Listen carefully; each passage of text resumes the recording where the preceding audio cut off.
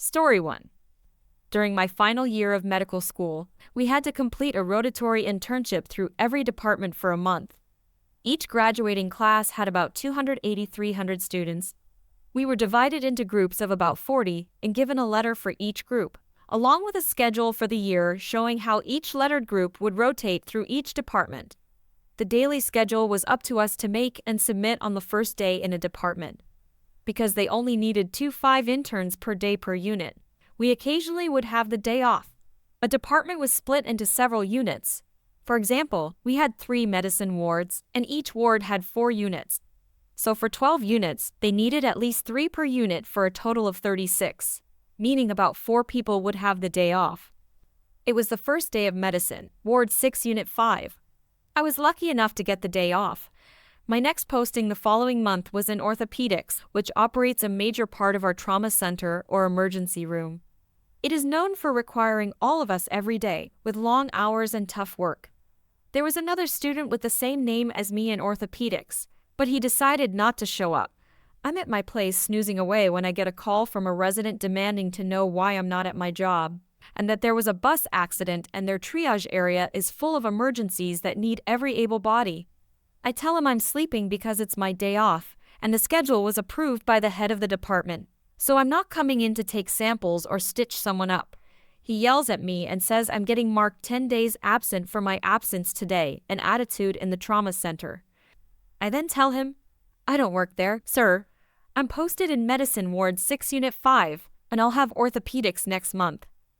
He then asked, You're HS, right? No, I'm HG. Then he just hung up. Story 2. I was mailing a card that I bought in the store, filling out an address off to the side of the postal clerk's counter, where people usually do that. This lady gets into the wrong line for Canada Post. The nice, older clerk very politely says, Excuse me, miss, the lineup for the post office is down aisle 5.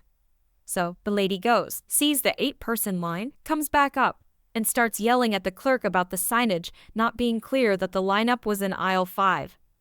The clerk was trying to be kind, and this woman calls her a stupid brat. At which point, I yell, Hey, she doesn't need to take your nonsense. Either get in line or get out of the store. She goes on a rant. We exchange more words. Then she yells, I want to speak to your manager, I calmly say. I don't work here, beat it. She pivots and speed walks out of the store, yelling stupid witch on her way to the door. So satisfying, but I fully expected a parking lot confrontation when I left the store. Story 3. I thought I would never experience an I don't work here lady situation. But it happened today, before noon. Actually, it was my sister. While I was paying for the groceries, my sister was bagging the groceries we bought. The store is one of those grocery stores where the customers bag their own groceries. A woman approached her and told her that after she is done, she needs to help her. Sorry, I don't work here, my sister told her. The cashier quickly explains that the customers themselves must bag their own groceries. Embarrassed, she began apologizing to her. You must have thought I'm a Karen, she said to my sister and walked away. My sister looked at me and asked me what she was talking about. Later in the car, I showed her some YouTube videos of Karen stories being read with everybody's favorite troublemaker, Karen. Story 4. I do work at the actual location where this story takes place. However, not in the area in question. You'll see in a minute. I work at a university as an admissions recruiter, and last summer, I was walking through the building after my lunch and saw a woman wandering through the empty first floor. As soon as she saw me, she beamed over to me as fast as she could. Excuse me, where is the Chick-fil-A? We have an express Chick-fil-A that is entirely student-run in one of our secondary dining halls, and while it is closed between the months of May-July, it still shows up as a location on all internet map sites for reasons we will never know. I think you know where this is going. This was last year, so the dialogue was close to this. Me. Oh, it's down the hall that way leading into the other building, but I'm sorry it's closed for the summer. Lady. Closed? But the app says open.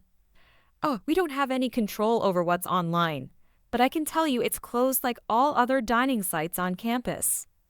Why are you telling people on Google that it is open, and we come all the way down here? I'm sorry, I don't work in campus dining or Chick-fil-A. so I can't say why they mark it open, but there is a full restaurant like 5 minutes up that way.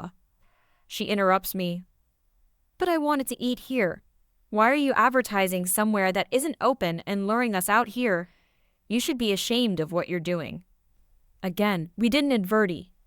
Let me speak to your supervisor. I need to talk to him about your store. Store? I'm an associate admissions director. I don't have a supervisor other than the director herself, and this is definitely not something she cares to hear about.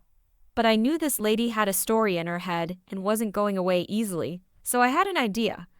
Sorry, ma'am, but I have a presentation starting soon, but I hope you find an answer to your question.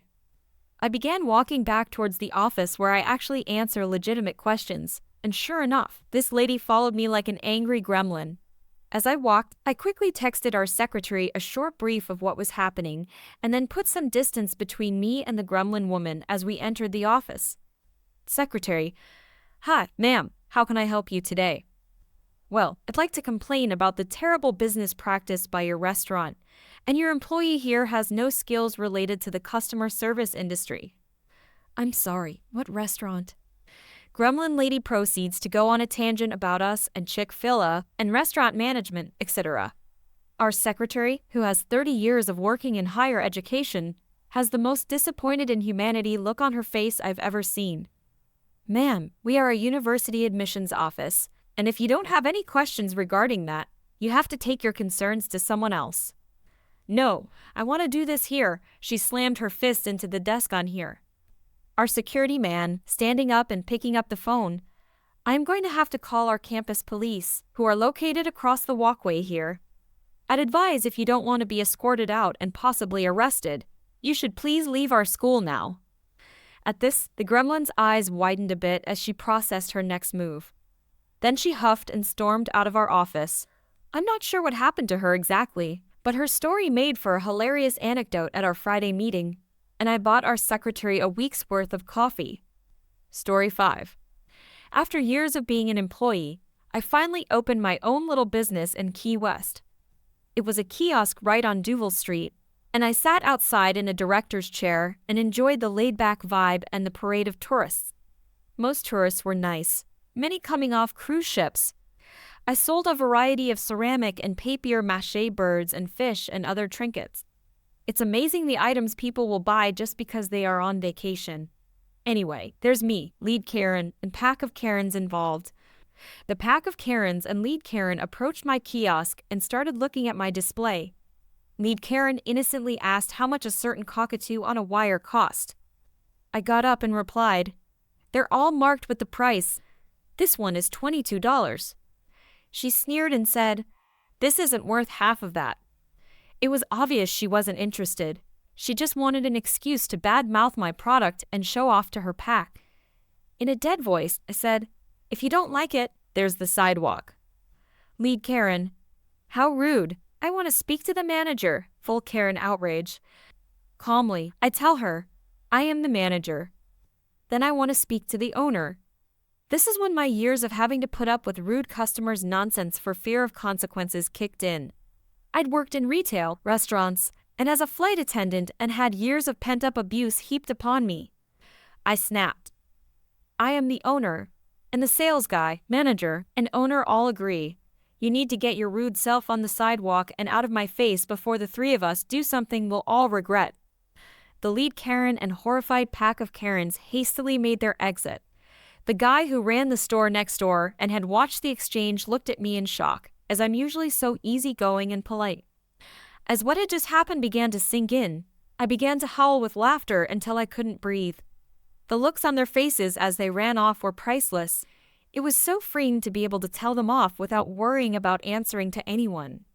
The store was fun, but was a lot of work, and I shut it down and re-entered the workforce as an employee. Good times. Story 6. This story happened 3 years ago. I was going with my mother to a supermarket. I was doing my thing, just walking around and watching the products when my mom told me to go find insert generic brand of ice cream. So I began to walk when this girl came to me. Girl: "Excuse me, where do I find sandals?" Me: I don't know. I was asking myself if this place was selling sandals. Why don't you know? You work here. It's not even a big place. Are you silly or something? Me, questioning if this girl didn't know that the workers wear a uniform. Ah, no, you should ask a person that does work here. The girl growled. You work here? You look like the type of person that will work in a supermarket. Okay, I was 13 years old at this point, but I have always been a tall person. When people get confused about my age, I just tell them that I am not that old. Me, a 13-year-old girl will work in a supermarket. The girl shut up and just went away growling. I got all the ice cream that I wanted after I told my mother. Story 7. I own a gift shop in a hotel. This hotel has a car rental agency 2 doors down. This agency closes at 6 p.m. The time is now 7:10 p.m. Karen walks to my door, not through it. She's standing in the corridor and proceeds to ask, nicely enough, if I knew where a car rental agency is.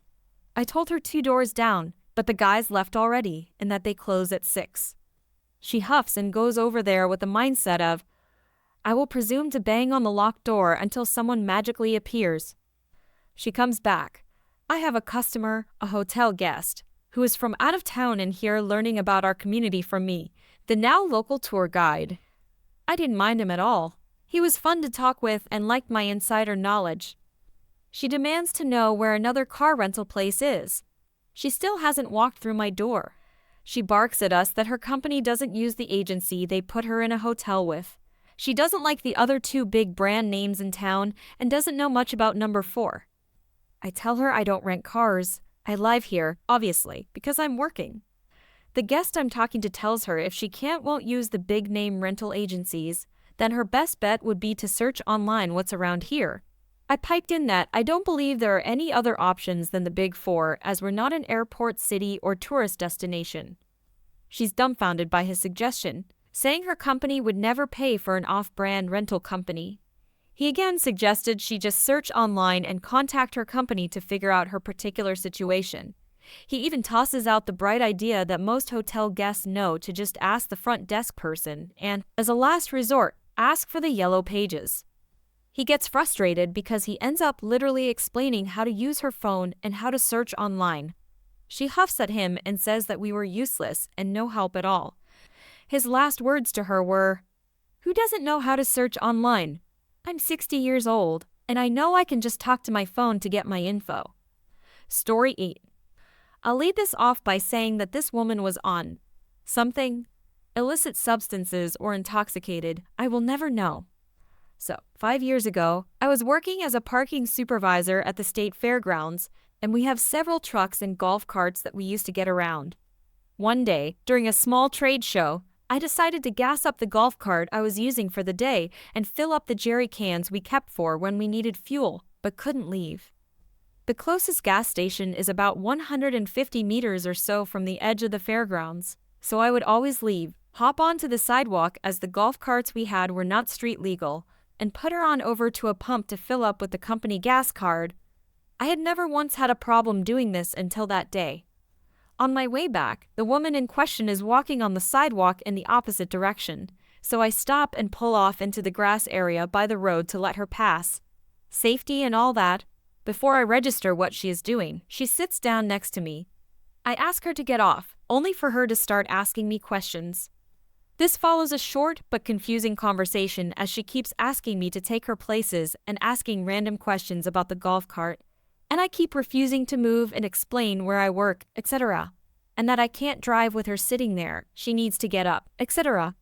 It escalates to the point that I have to tell her to get off of the vehicle, or I would have to call the police. That seems to register through whatever fog this woman was in, and she stood up and kept walking on like nothing had happened. It was a weird experience that I really haven't thought back on until today. I have had other similar moments, but never one that went like this.